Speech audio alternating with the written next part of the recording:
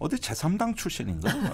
그러니까 이게 유족들의 추천이 아니라는 점, 이거는 엄청난 양보죠. 근데 이제 이것까지도 야당의 편파적이라고 한다면은, 이러면은 일단은 뭐 여당이 전체를 다 임명해야 만족하실 거냐. 이런 점에서는 이게 상당히 이걸 독소조항으로 이야기하고 있다는 데 대해서는 참 억지로 또 이렇게 논리를 만드는구나. 더 기가 막힌 독소조항 지적도 있어요. 그 특조위가 이렇게 저 강제 수사를 할 수 있는 동행명령, 예, 동행명령. 예. 이것도 독소조항이라는 거예요. 아니 그러면은 그게 없으면은 저기 누가 나옵니까? 공무원들 자료 요구해도 없다고 배째라 그러면 어떡할까요? 뭘로 강제할까요? 이러니까 이런 부분들도 독소조항이라. 그러니까 결국은 저기 지금 이 법안에 핵심 사항들을 전부 무력화하지 않으면 못 받겠다 이 얘기거든요. 그러니까 하지 말자는 거예요. 그러니까 그게 말이 안 되는 게 박근혜 최순실 국정농단 당시에도 너무 출석을 안 해가지고 동행명령장을 발부해서 끌고 나와가지고 증인 자리에 출석시켜가지고 답변 받은 경우가 왕왕 있었어요. 그렇죠. 예, 그러니까 그 정도로 비협조적인데 이마저도 없으면 그냥 하지 말자는 얘기하고 같은 겁니다. 그러니까 윤석열 대통령의 성정에 많이들 비교를 하는데 불편한 얘기, 그리고 듣기 싫은 얘기, 그리고 듣기 싫은 주장들이 신문에 나오는 게 싫은 겁니다.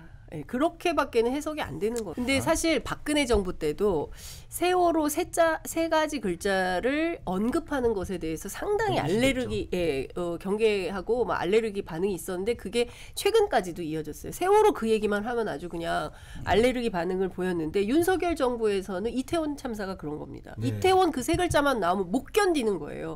듣기 싫고 없는 일이 되었으면 좋겠는데 이거를 또 특검을 하고 생방송 카메라가 돌아가면서 방송 3사에서 보도를 했을 때 그것이 윤석열 정부에 미치는 파장, 잘못이 지적되는 것이 두려운 겁니다. 그러니까 피하고 싶은 거죠. 그러니까 저도 그 얘기를 하고 싶은데요.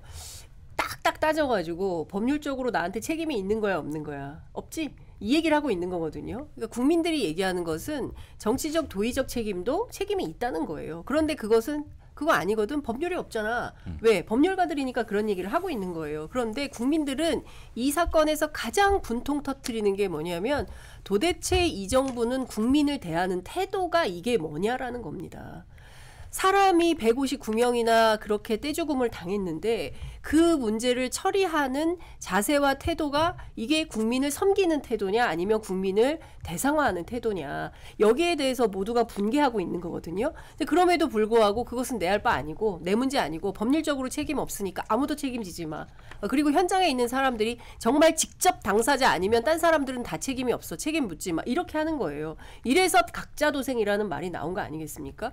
그러니까 중요한 것은 위기의 순간에 고통의 순간에 어려운 순간에 공공이 손을 잡아줘야 되는데 아무도 내 손을 잡아주지 않는 나라가 돼버린 겁니다. 이런 거 하지 말자고 2016년 촛불혁명 때 그렇게 많은 국민들이 나와서 더 이상 이런 세력들이 정권을 잡아서 안 된다라고 외침을 했던 건데 결국은 다시 돌고 돌아서 그 사람들이 또 이 정권을 맡아서 결국은 국민들이 한꺼번에 죽는 몰살당하는 상황이 벌어진 거다.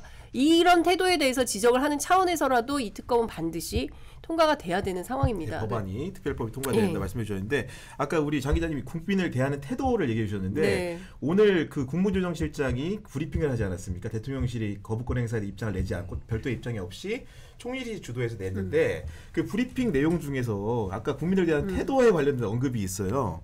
그 어떻게 얘기했냐면 브리핑 자료 보면 섬세하고 성실하게 이번 참사의 수습에 임하고자 했다고 하면서 대표적인 사례를 하나 듭니다. 무슨 사례냐? 정부가 통신사들과 협의를 해서 유가족들이 세상을 떠난 혈육의 휴대전화를 번호를 간직할 수 있도록 조치한 것도 그런 노력의 일환이었다고 얘기를 합니다. 화난다. 그러니까 아마도 이 내용을 유가족들도 살펴보셨을 텐데 정부가 성의껏 했다라는 태도를 취했다는 대표적인 사례로 고인들의 휴대전화 번호를 남겼다는 걸 얘기하고 있는 거예요. 물론 그것도 뭐 소소한 조치겠지만 그러니까 뭐든 했다는 거는 이런 식으로 소개할 건 많죠. 그러니까 뭐든 해야 되니까. 그런데 우리가 본질을 봐야 되겠죠. 그분들이 어디서 위로를 받는가 이런 것들을 이제 잘 살펴서 유족이 원하는 지향하는 바대로 우리가 이렇게 하는 게 아니라 자꾸 보면은 이 정도 해줬는데 이제는 좀 저 조용히 좀 하지. 이제 알아서 충분하 잘 하지. 이래고 정부 통제에 좀 따르지. 이렇게 하는 것이죠. 그러니까 제가 이런 류의 어떤 저는 군 사망 사고나 이런 데서 보면은 항상 군의 조치가 좀 지나치다는 느낌을 받을 때가 있어요. 이해람 중사 사망 사건이나 윤승주 일병 사망 사건이나 이런 거 보면은 유족은 딴 걸 원하는데 아유 아버님 이것도 뭐 하고 어머님 뭐 이것도 하고 뭐 보면은 뭐 식사도 이왕이면 식성에 맞춰 유족들 식성에 맞춰 그 국군 수도 통합병원에 이해람 중사 아버지 있는데 누가 그거 식사 가져오랬어? 밥 먹을 생각도 안 들죠. 네. 그랬는데 새끼를 또 식단을 일부러 앉아서 짜. 그래가지고 왜 저래? 잘못이려고. 그러면은 아니 그러면은 물론 좋은 밥에 잘 모시면 좋죠. 네, 나쁠 건 없겠죠. 아니 그런데 그 와가지고 저기 뭐 그런 식단 짜고 뭐 하고 이런 걸로 자기 역할을 다 했다고 생각하는 거죠. 그런데 그런 어떤 참사의 와중에서 그런 어떤 그 저기 대우를 잘 해줬다 그러면 그 밥을 드시는 그 아버님이 그 밥이 넘어갑니까? 에? 그게 넘어가요? 그러니까 그때도 책임자 처벌 문제가 안 돼가지고 특검까지 갔잖아요. 그래가지고 결국 공군 법무실장 계급이 강등된 거 아닙니까? 그러니까 이것도 뒤늦게 국회가 해결해요. 그러니까 이런 거예요. 이 정부가 하는 건 뭐냐면 유족을 잠재적 불순분자로 보고 필요 없는 배려를 자꾸 해. 세월호 때는 단원고 특례 입학 이런 거 전혀 필요 없는 거 했다가 아주 치명타를 얻어맞아 또. 그리고 유족이 다 뒤집어 쓰는 거예요. 이렇게 국가가 해줬는데 그만 먹고 떨어져 알아서 죽지 이런 식이에요.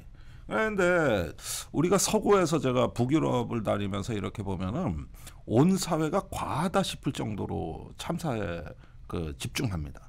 근데 최고의 그 저 테러범이 있을 때 테러에 대한 최고의 복수는 이분이 저 희생자와 그 가족이 테러를 당하기 이전에 그 사회가 지켜준다는 행복감을 느끼게 해주는 게 그게 테러에 대한 최고의 복수라는 거예요. 그래서 거기까지 가려고 노력을 하는 건데 그럼 항상 본질에 집중을 하지 누가 이런 식으로 휴대폰 번호를 영구결 번호로 만들고 뭐 어쩌고 저쩌고 누가 해달랬습니까 그거? 누가 해달랬냐고. 그러니까 본질에 벗어난 물타기 일을 하는 거죠. 그러니까 정부 책임이 아니라는 말을 애둘러서 하고 있는 거다.